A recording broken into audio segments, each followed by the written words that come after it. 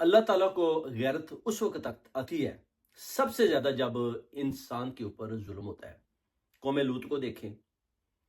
بار بار وہ حد سے بڑھتے جا رہے تھے۔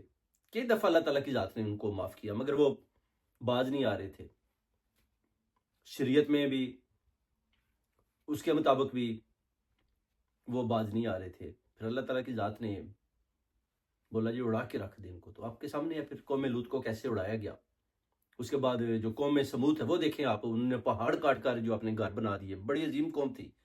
اس کے بعد ان کی جو اکڑ تھی